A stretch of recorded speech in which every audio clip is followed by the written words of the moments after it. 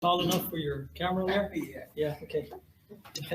Well, there's a lot that I could say to begin with, but first I want to say thank you and hello to a lot of friends that I know that are here, and my new friend, Jorge. It's a pleasure to meet you today. Me too. Yeah, and everybody else. And when you said your speech first, there's so much goodness and good stuff that you said, and one of them was how positive we are here in the Valley, but how much negativism is sometimes shared, especially through the media. One media, in case without mentioning their name, one of the local talk shows. I think one of the only ones that you hear a lot about the ugliness and the terrible people that are here wielding machine guns and all those bad people that are here because of the undocumented immigration. And they're over and over and over again. I got a call from a friend from Michigan not too long ago. Hey, Pedro, are you okay? I hear that it's terrible over there, man. Is it really bad? Is it like, I said, wait a minute, where are you getting this on the news and all that? I says, well, I know that there is immigration problems in the world and here in the Valley. But no, man, I'm fine. I'm cool. I mean, I'm not hiding or anything. One of the things is I see that there's a lot of talking on these talk shows about the negativity and badness of undocumented immigration. But there isn't a lot of solutions being offered. I have a solution that I think, I'm getting into the politics right now, but I'm going to talk about filmmaking. That's what I'm here for today in theater. But I think I've even written editorials and say, how about a big talk on banning cheap labor worldwide? That could be a solution in the right direction. Oh my God, nobody wants to talk about that. They even told me on Yahoo, oh, your comment is not allowed because of blah. I don't know why. I wasn't saying bad words or anything like that. But I know it's a far-fetched idea. We all like to buy products at the lowest price and all, but how much profit does the business person need?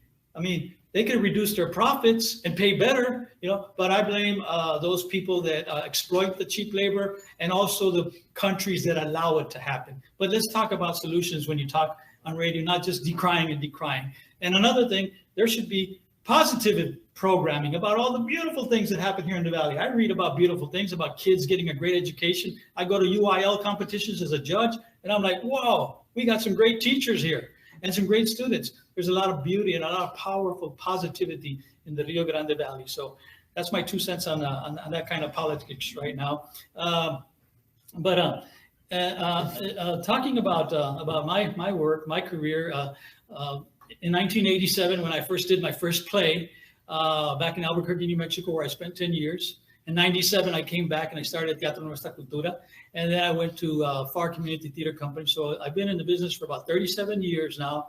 And yes, I acquired a talent agent. When I came back from Albuquerque, I had just finished doing Mad Love, first big movie with Drew Barrymore. I had one line in the movie, and wow, and there I was in a big screen when I saw it. And instead of going to Los Angeles to pave the pavement over there as an actor, I came back to help take care of my father, which I have no regrets. But in the meantime, I started Teatro Nuestra Cultura. And I said, I'm going to do a theater company here because of all the 10 years experience that I had in Albuquerque. I learned a lot about directing actors. I was an actor, but I was being directed. And I learned a lot. My eyes were open, and I was getting cast in one play after another. In the 10 years I lived there, I participated as an actor in over 60 plays, más o menos 60 plays. Got my first agent and got my first part in Mad Love. And then I came to the Valley. And instead of just, I took care of my father, but I said, in the meantime, I'm going to start a theater company. So I started Teatro Nuestra Cultura to practice the craft. I was still interested in acting. And I got a talent agent. And then I got another audition for Halt and Catch Fire, and for the ones you mentioned, Breaking Bad and The Queen of the South. And I got bit parts. I call myself the king of bit parts. Yeah, I'm in those movies, right? But I have one line here, 2 lines there. Last week I auditioned for The Chosen. That's a big show with that's in its 4th episode now. So I have my fingers crossed. All I do is I get the script, I read it. Nowadays you can read on camera, self-taping, which is great. And I self-tape myself and I send it in, and then I just let whatever happens. My agent says, don't worry about calling me, Pedro, to see if you got the part. If they want you, we'll call you. So that's what I tell people that I help cast now. Hey, I'm going to audition you for this commercial because I do freelance casting now here too. I said, don't worry about calling me back if you got it or not. If you get it, I'll let you know. Okay. And if not, let's move on to the next project. If you don't want me to represent you anymore, just let me know, and I won't, submit you to casting producer. I'm doing a a commercial for Stars Driving. Have you seen those late ones? I cast those commercials. Even Wendy got a part in one not too long ago, right, Wendy? I cast her in that part. So sometimes I do some freelance casting. Take it, there's not a whole lot of commercials being produced down here, but it's getting busier because here we are. And the Rio Grande Valley is not Kansas anymore. We have freeways that are being built now, big and stuff, because there's a large population here of people who want to strive, who want to work, who want to have a better life, who want to be positive, and that's what we should focus on. And with that said, the filmmaking business and the theater business has an audience. I like to say que esta frontera tiene 4 millones de personas aproximadamente. Si le tiras Matamoros y Reynosa y Roma, todas esas ciudades fronterizas con todo el Valle de Texas, yo creo que son casi 4 millones de personas, I would assume. Some people say 1 million, 2 million. I don't know if they throw in all the frontera, but we have a lot of people here. So if there's 5 theater companies and we all have a play around the same time, but that's inevitable sometimes. So, hey, everybody could get an audience, So I like that it's striving because I can sell more tickets for the plays. I can find more actors to auditions, because when you audition and you get a part, son 6 a 8 semanas de ensayos. Y ese es mi pet peeve, actores que no llegan al ensayo a tiempo o que llegan tarde. Entonces, pero si tú haces esas 2 cosas, estamos bien. Y yo tengo ya aquí en el Valle más de 20 años de estar montando obras de teatro. Y hay una disciplina en todas las formas de arte, en teatro, en cine, en tocar el saxofón. La disciplina es muy importante también conocerla. Y eso es lo que enseñamos en FAR Community Theater Company. Discipline and performances. And Gabriel says, well, how did you cast all those people to play Pat and Lyndon? I got him as Pat, Lyndon B. Johnson. I got another guy to play Patricio Castañeda, the soldier from the Vietnam era. And I got about 12 others, including a guy to play Pat McNamara. Who was Pat McNamara? He was the Secretary of Defense during the Vietnam War and during the Lyndon B. Johnson time. Secretary of Defense, where did he come from? He came from Ford Motor Company. Kennedy said, that guy runs Ford Motor Company like a charm. I want to get him to be my Secretary of Defense. Pat McNamara didn't want to be at the beginning because he said, I have no experience in politics, but you're a good salesman. Come on. So he convinced him, hired him, Secretary of Defense.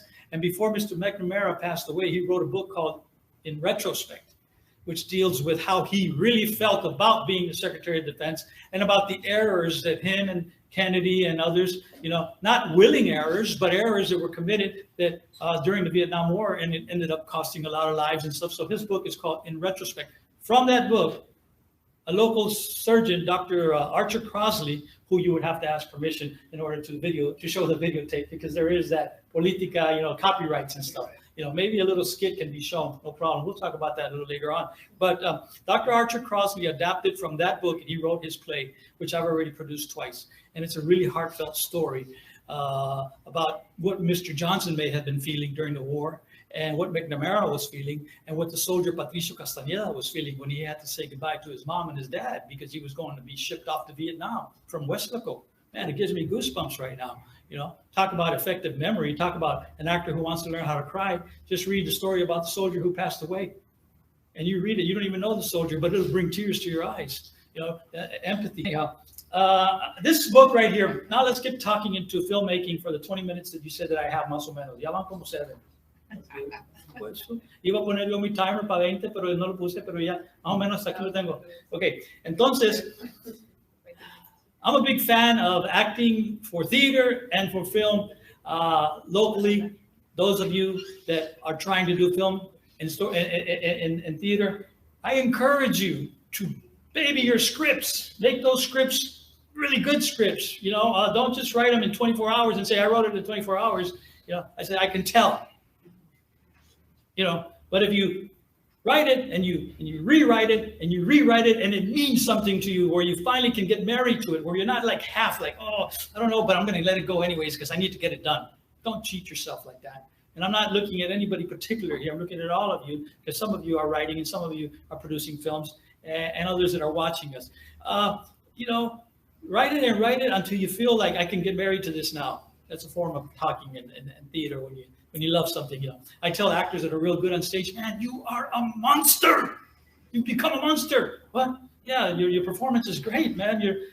So work on that script, work on that short story. And for local filmmakers, I encourage you, if you haven't really dabbed at it, try short films, short scripts, and make those babies shine and cast it well, and then get it done, and keep practicing coming up with good stories before you go into your production with hiring your cinematographer, your costume designer, your set designer, your actors, and all the people that are going to work behind to make sure that you capture those scenes, and that the actors can come and say your lines, and really make your story much more meaningful, much more like believable, much more impactful.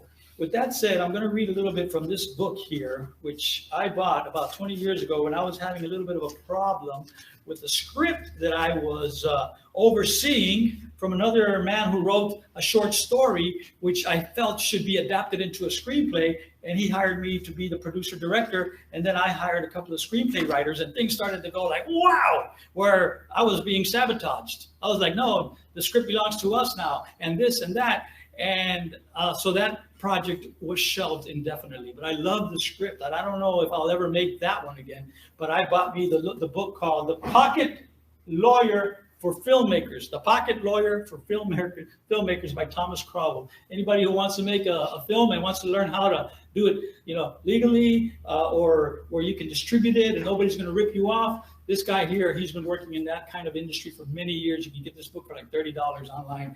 And the little part that I was going to read, there's the disclaimer, there's the dedication and the acknowledgments about the author. Introduction. This book is intended to provide you with a grasp of many of the key legal issues you will be facing during the course of making your independent films. It can help you understand and negotiate crucial production contracts, steer you through the choppy waters of handling actors and their agents, and navigate your productions past perils of copyright infringement and other lawsuits. Most importantly, it can help you protect that most valuable of properties, the rights to your film.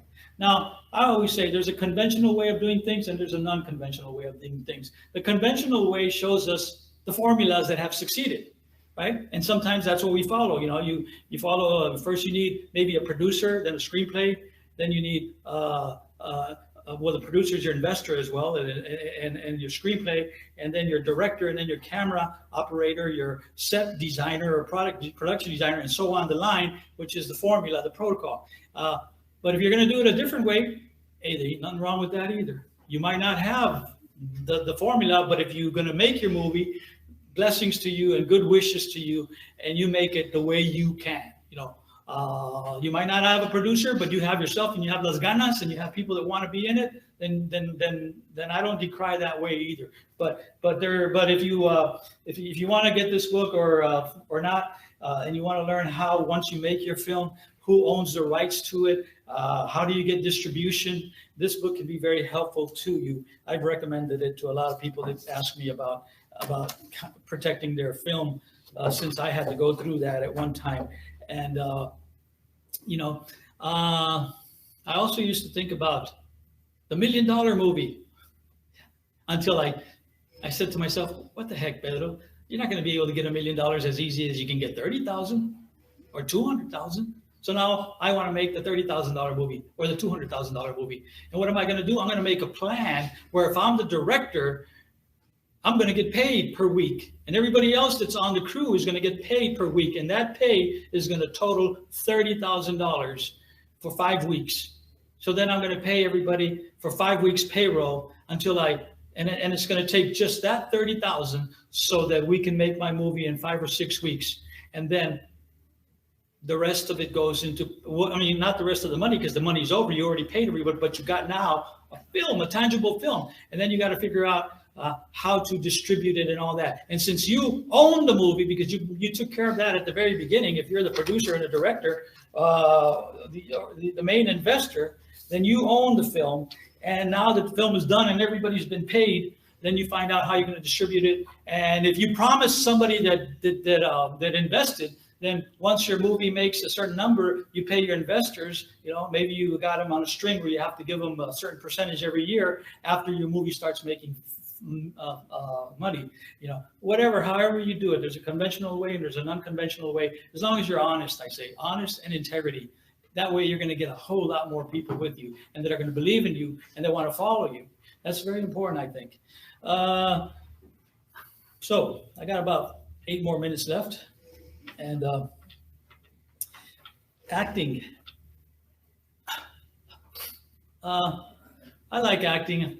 And if sometimes when actors that are coming to the theater company for the first time or for the 3rd time or for the 10th time, because we've been around for 15 years at FAR Community Theater Company, we have open editions every time for our plays. We put on about 3 plays every year, about every 4 months. I'm always announcing a new play. You know, right now we're working on our next one. We just finished Patricia Penitente, and now we might be doing maybe The Wonderful Ice Cream Suit or 6 Characters in Search of an Author.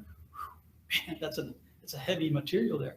6 people walk into a play that's being directed, and the director's directing 6 actors, but here come these weirdos. Sir, you're interrupting our direction here, our producing. Yeah, but we're looking for an author to tell our story. We have a story much better than the one you're telling here. What? Yeah, it's weird. Yes, please stop what you're doing and listen to our story. This here is my wife. That over there is, oh, I don't really like talking about him because he's in the nut house. That's my son, but he's loco. Anyhow, blah, blah, blah. So, wow, imagine playing that part or the part of the son, because the son has a big part too, and the mom and everybody else. So when they ask me, how do you become a good actor? Well, I say, you know, get yourself cast as often as possible.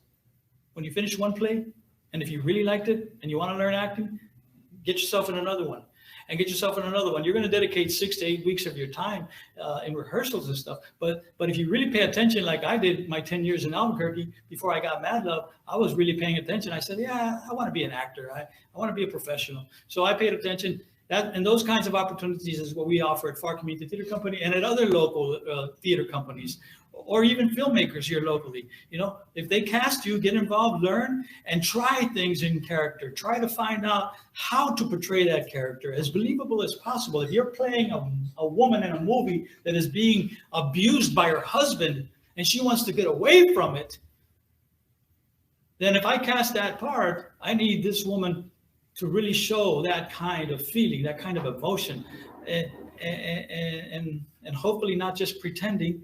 Acting is a lot of pretending, but acting can also immerse you into reality, into really going there and tiring yourself in a performance. And the director and producer finally, they say, cut. Whoa, did y'all feel that? That was nice. Okay, let's move on. You know, I have a film that I wrote called tentatively La Soldadera. I stopped hiring people because I didn't want those nightmare problems, right? So I said, now I own the rights to La Soldadera. I own it. I got it copywritten. And it's in the shelf right now. It's collecting a bit of dust because I wrote it about 8 years ago. It took me about 6 years to write this baby, one after another, not constantly, but one after another until I finally got married to it. I said, man, I love my story now. You know, and I know 3 women that are big Hollywood actresses that are advocates for domestic abuse. I said, one of these days, I'm going to contact each one of them and see if they would like to be an investor in my script, if they like it enough as much as I like it. So there's a character in my film. Her name is Matilde. Matilde is about to go beat up a man with a bamboo stick. Bad. She's got a bunch of women following her. And they're going to do this deed because this man almost killed one of their friends, his so-called wife, beat her to death, almost made her blind. And these women are not going to stand by and let the law just turn a blind eye. They're going to go over it. Now that story came from a postcard that I read once from my nephew who was in Peru. Earlier I mentioned about Frank Capra's story, A Wonderful Life, where one day he read a postcard and that's how he wrote the script to A Wonderful Life, big time movie. It does have a message too, if I can recall that one. But anyhow, my cousin, my nephew from Peru, who was doing a mission assignment, sent me a postcard about an Indian woman from India with a big bamboo stick, and the title was called The Gulabi Gang. Right now, if you Google the Gulabi Gang, you'll see this picture, and you'll even see the story of how these women in India decided that they were going to not tolerate domestic abuse no more because the government and the law enforcement were turning a blind eye. Oh, just the way it happens here. Can't do nothing about it. So they decided that they were going to stop it. And when I said they read that, there was a lot of articles coming out about domestic abuse on the rise in Mexico and even in America, and how women get killed, some men as well, by people that abuse them that way, which is not a thing that's supposed to be normal, like some unfortunate women from some maybe downtrodden country thinks, oh no, that's the way it is, así debe ser. Yo hago caso a mi marido, hermano, si me golpeas porque yo hice algo mal. Entonces, todos esos pensamientos no ayudan a combatir el abuso doméstico. So what I did was I was inspired by the story, and I decided to write a story, but I set it in Mexico and the United States, and I tentatively call it La Soldadera. One day, I hope I can make it into a film and cast the right people, but also get the right plan. Like I said, 30,000, 200,000, 1 million. I don't think I'm going to get 1 million. Maybe 200,000 si le pongo ganas, porque conozco mucha gente, y mucha gente aquí en el Valle tienen dinero y van a invertir, pero tiene uno que ser campeón para ir a buscar a esos invertidores. Yo sí te puedo montar una obra de teatro así de volada, porque sé cómo, pero buscar dinero, hijo, es un agüito. Cuando voy les digo, hey, can you give me some money? Hey, come back tomorrow. Oh man, I hate to go back tomorrow. But there are people who can help you budget your film that are real good at, what time do you want me to be here tomorrow? How about 4 o'clock? And they go at 4 o'clock and he's not there or she's not there. Well, we'll tell him I came and then I'll be back the next day. And you go. Son campeones para traerte el dinero porque creen en tu producto y porque tú mismo vas a tratar de entregar un producto que brille, que tú tengas. Pero bueno, toda inversión es ¿qué dicen? Un risk, un riesgo. Entonces, a lo mejor haces un contrato por tus $10,000, te voy a dar 2.5% de la ganancia de la película después que se distribuya.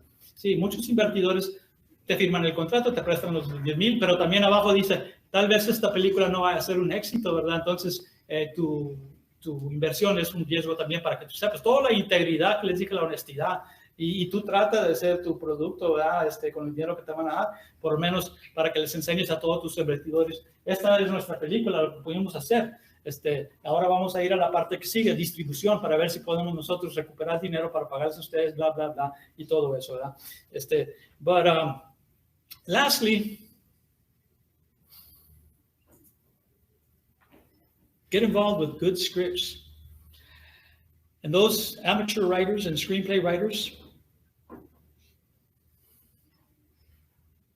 I would like to maybe see your scripts being done, and I support you, and I support the effort, and maybe it's going to be great, or maybe it's going to be, wow, you have lots of potential. I want to see more of your stuff, right? And all kinds of stuff. I congratulate and applaud all the local filmmakers, all the local actors that keep practicing and keep practicing. In my case, I've been in the business for so many years. I haven't gotten any lead roles in films. I've tried for a lot of them. And I get little bit parts here and there. I don't know, maybe I'm not living in LA or I'm not living in bigger cities. I'm living here in the Valley. But I am helping others with what I do in the theater company. And also, I don't stop because I have a passion for it. And I've gotten more and more experience. Now you can give me a part to read for, and I'll try it, and I'll give it my best shot. And I might end up getting some bigger parts and what have you. But my main goal is to keep working as long as I have to, as long as I can, not to be a star or to be the main guy. I mean, if they make the Pedro Garcia show on NBC, well, I'll be there. The Pedro Garcia show, hey, I can be funny, or I can be sad, or I can be, orale, how you doing, man? Welcome to mi casa, But if that doesn't happen, it's fine. Because life is what's most important, living your life, enjoying your life. And if anybody has any questions, I'm open for questions, and I'll leave you with this. They say that life is better when shared. Thank you, Gabriel, and everybody else here. I have a question. Yes, sir. I remember years ago, and you might not remember this, but years ago, man, like when I first met you, you asked me, because you knew I was a writer back then, and you asked me if I would ever consider, I guess maybe you were putting the task,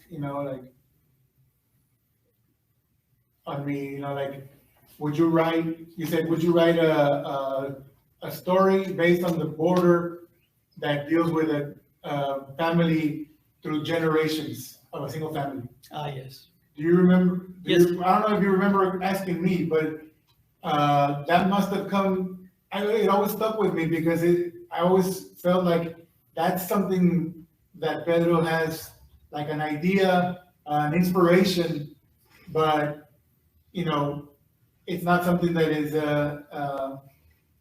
out there. You haven't found it, right? You hadn't found it back then. So, what came of that idea? Well, I'm glad you reminded me of that because what it is a travel log screenplay or script, a travel log of history. Like when I first heard of the idea was when I was in Albuquerque, New Mexico. We did a play called Nuevo Mexico Sí, which took us back to the time of the indigenous people that first lived in New Mexico, in that area, up until the new governor that was there already. So it took us as a travel log in vignettes of history of the starting of an area until what it's become. So what I thought about, that would be great for South Texas. For example, we don't see a lot about the Coahuiltecan Indians or the gathering of the Coahuiltecans, which supposedly was a bunch of other bands that were together. They called them Coahuiltecans. I'm not really sure. And then what happened after that? Maybe Cabeza de Vaca, when he came here and met with those Indians, and then the rest of the Spaniards, and then Mexicans, and then the Anglo settlers, and so something of that was the formula for such a script. I have not written it. I have not pushed it. But if anybody is interested in it, that's great. Before I let you ask me another question. For example, there is another story that I would like to write, and it is a history of Tejano conjunto music, and I'm writing it. You're going to see Selena. You're going to see Little Joey La Familia. You're going to see Gilberto Perez. You're going to see a bunch of the conjunto musicians and Tejano musicians who participated in that kind of music, and that is still thriving today. And it's had its rocky roads here and there, and it'll tell of the origins of the music and also the errors of the music, if you will, sometimes in the dialogue and the lyrics and all, but mostly of the love for the music in this region and its birth. That's one script. Another one is I already forgot which was the other one. Sorry, but yeah, what I was going to say is I can't read all the scripts. I do encourage, like I did earlier. I asked Mrs. Julieta about her endeavor into maybe writing a script, and others, and Gabriel. But I do say that if I don't get to read your script, others can read it and do it. But I would like to read it if I have the time and I can, and it can fit into the only 3 plays per year that we do. But Mission, Texas, we're in Mission, right? Yes. Mission, Texas needs a community theater. Who's going to start it? Anybody? The Mission Community Theater. And guess what? There's a lot of buildings available that will take you in like that. You got to go to the city hall, or you got to go to the city, what do you call it? The economic part of the city, the Chamber of Commerce, and tell them, I want to start a Mission Community Theater Company. I want to do 3 plays per year. I need a building. I need your support. I need about $60,000 per year because I'm going to hire a CEO, an artistic director, and I'm going to get a board of directors, and we're going to bring Mission up with culture in theater. And they're going to say, well, está ese building que está allá, está bien grandote, go see it. Está ese otro building allá, y ese otro building allá, they're not being used. Ahí está el Borders Theater. Great looking Borders, great looking theater. Yeah, but there's also that Melhart's building that's on Conway. Right. The old Melhart building. That one is just sitting there like this. And then you got the Kmart building. I don't know if they ever did anything with it. They're doing something with it already. Well, maybe you don't have to use the whole Kmart building, but you use part of it. But there is city funding. If you are the leader of a theater company, get the city funding, get it started. And not only in Mission, Alamo, Texas doesn't have a community theater company, nor West Dakota has a Tower Theater. It's easier said than done. Yes, ladies and gentlemen, you're not going to get rich, but at least if you can secure a $30,000 paycheck for yourself, then, maybe that's going to be good for you. Maybe you're not making 30,000, or maybe, you want to try it, and maybe you won't get the 30 at to begin with. I'm worth about 80,000 right now a year. Do I get that? No, but I'm working on it. A quarter of that, I think. But I'm working on bringing in a new CEO because I never was CEO material. And I told the board from the very beginning, oh, but we need you to be the CEO. I said, okay, but I'll try. And I did. But I'm an artistic director. I know how to put together a crew so we can tell a good story. And now, thank God, I'm luring in somebody to help me be a CEO so we could do our theater company justice, get paid well.